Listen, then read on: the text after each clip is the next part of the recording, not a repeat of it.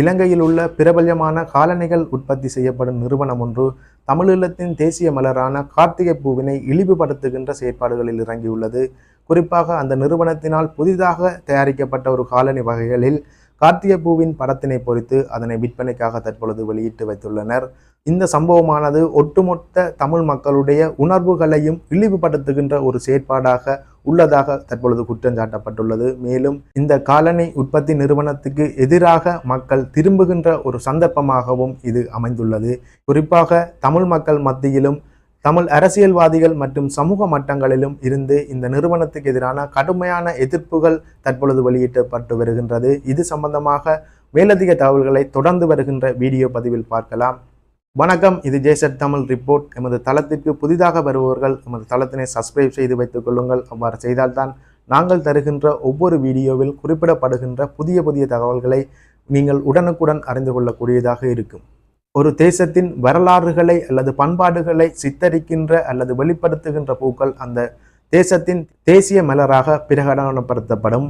அந்த வகையில் தமிழீழத்தின் தேசிய மலராக கார்த்திகை பூ பிரகடனப்படுத்தப்பட்டிருந்தது. அந்த கார்த்திகை பூ தமிழீழத்தின் தேசிய கொடியின் நிறங்களை ஒத்ததாக காணப்பட்டிருந்தது. அதற்கு மேலாக தமிழீழத்தின் தேசிய நாளான மாவீரர் தினங்களில் அல்லது அந்த வாரங்களில் அல்லது அந்த மாதங்களில் வடக்கு கிழக்கு உள்ள பகுதிகளில் பூத்து குலுங்குகின்ற ஒரு மலராகவும் அது காணப்பட்ட வகையில் அது தமிழீழத்தின் தேசிய மலராக பிரகடனப்படுத்தப்பட்டிருந்தது.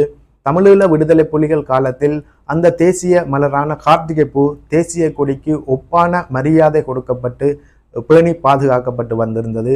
இறுதி யுத்தத்திற்கு பின்னரான தற்போதைய கால பகுதியில் அந்த கார்த்திகை பூ தொடர்பான வெளிப்படுத்தல்கள் அல்லது அது சம்பந்தமான தகவல்களை அல்லது அது சம்பந்தமான புகைப்படங்கள் வெளியிடுவது தொடர்பில் அரசாங்கம் முழுமையான மட்டுப்பாடுகளை விதித்து வருகின்றது. குறிப்பாக அது அந்த கார்த்திகை பூ தொடர்பான தகவல்கள் அல்லது வெளிப்படுத்தல்கள் செய்வதை முற்றாக இல்லாமல் செய்ய வேண்டும் என்ற முனைப்பில் அரசாங்கம் ஈடுபட்டு வருகின்றது. இதற்கு உதாரணமாக கடந்த காலங்களில் பாடசாலைகளில் நடைபெற்ற இல்ல மெய்வர்ணல் போட்டிகளில் கார்த்திகை பூ தொடர்பான அலங்காரங்கள் அல்லது கார்த்திகை பூவினை பிரதிபலிக்கக்கூடிய அலங்காரங்கள் தொடர்பில் தடை விதிக்கப்பட்டிருந்ததும் அந்த அலங்காரங்களை செய்த மாணவர்கள், ஆசிரியர்கள், அந்த மாணவர்களுடைய பெற்றோர்கள் போலீஸ் நிலையங்களுக்கு அழைக்கப்பட்டு விசாரணைகளை மேற்கொண்ட சம்பவங்களும் பதிவாகியிருந்தது. இவ்வாறான விசாரணைகள், இந்த கெடுபிடிகள் சம்பந்தமான ஒரு வீடியோ பதிவை நாங்கள் ஏற்கனவே உங்களுக்கு தந்திருந்தோம். அதை பார்க்காதவர்கள் அங்கு சென்று பார்த்து கொள்ளலாம்.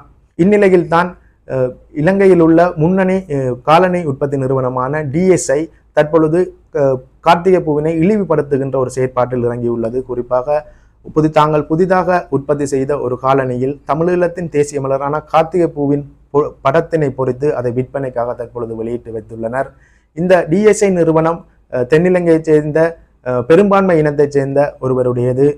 குறிப்பாக 1962ஆம் ஆண்டு தியுனுகே சாம்சன் ராஜபக்ச என்பவரால் இந்த நிறுவனம் ஆரம்பிக்கப்பட்டிருந்தது. தற்பொழுது இந்த நிறுவனத்தை கசுன் ராஜபக்ச என்பவர் தலைமை தாங்கி நடத்தி வருகின்றார். அந்த வகையில் தான் கார்த்திகை பூவினை இழிவுபடுத்துகின்ற ஒரு செயற்பாடும் அந்த நிறுவனத்தினால் தற்பொழுது முன்னெடுக்கப்பட்டு உள்ளது. இது சம்பந்தமாக ஒட்டுமொத்த தமிழ் மக்கள் மத்தியில் பெரும் அதிர்வலைகளை ஏற்படுத்தி அந்த நிறுவனத்துக்கு எதிரான கருத்துக்களை தற்பொழுது சமூக வலைதளங்களிலும் அல்லது நேரடியாகவும் தெரிவித்து வருகின்றனர். அந்த வகையில் தமிழ் தேசிய பசுமை இயக்கத்தினால் யாழ்ப்பாணத்தில் நடைபெற்ற ஊடகவியலாளர் சந்திப்பில் அந்த இயக்கத்தின் தலைவர் பொன்னுத்துரை ஐங்கரநேசன் கடுமையான கண்டனங்களை தற்பொழுது வெளியிட்டுள்ளார். குறிப்பாக இது தமிழ் மக்களுடைய உணர்வினை கொச்சப்படுத்துகின்ற அல்லது இழிவுபடுத்துகின்ற செயற்பாடு என்ற கண்டனத்தினையும் வெளியிட்டிருந்தார். அவர் அந்த ஊடக சந்திப்பில் தெரிவித்த கருத்துக்களை தொடர்ந்து வரும் காணொளியில் நீங்கள் பார்க்கலாம்.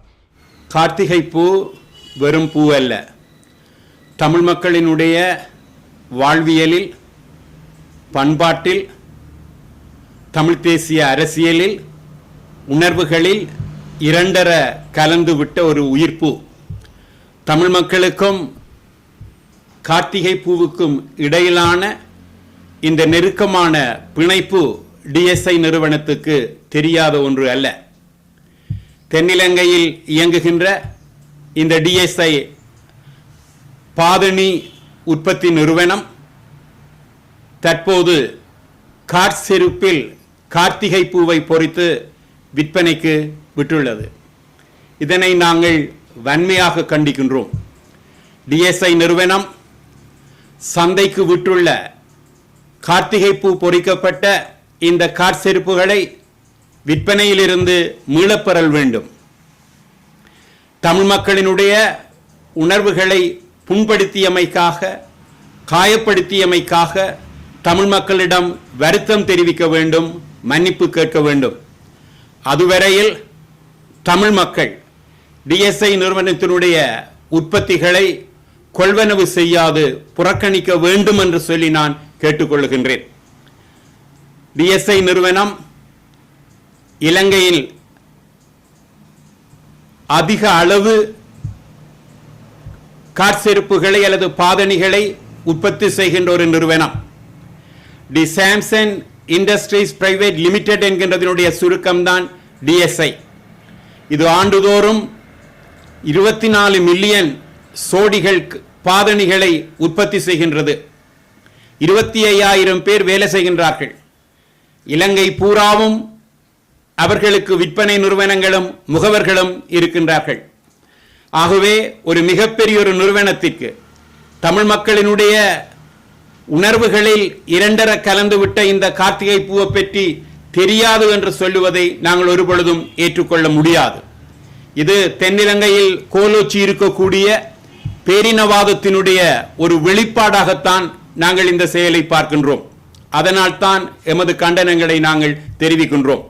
பௌத்த மதத்தை இழிவுபடுத்துகின்றார்கள் என்று சொல்லி புத்தரனுடைய அடையாளங்களை ஆடைகளில் போட்டவர்கள் தண்டனைக்கு ஆளாக்கப்பட்டிருக்கிறார்கள், கைது செய்யப்பட்டிருக்கின்றார்கள்.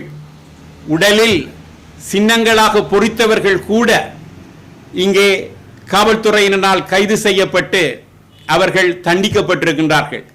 இந்நிலையில் தமிழ் மக்களை பொறுத்தவரையில் ஒரு புனிதமான பூவாக அவர்கள் போற்றுகின்ற இந்த பூவை காலில் போட்டு நசுக்குகின்றோம் என்று சொல்லத்தக்க வகையில் அவர்கள் காற்செருப்பில் பயன்படுத்தி இருக்கின்றார்கள்.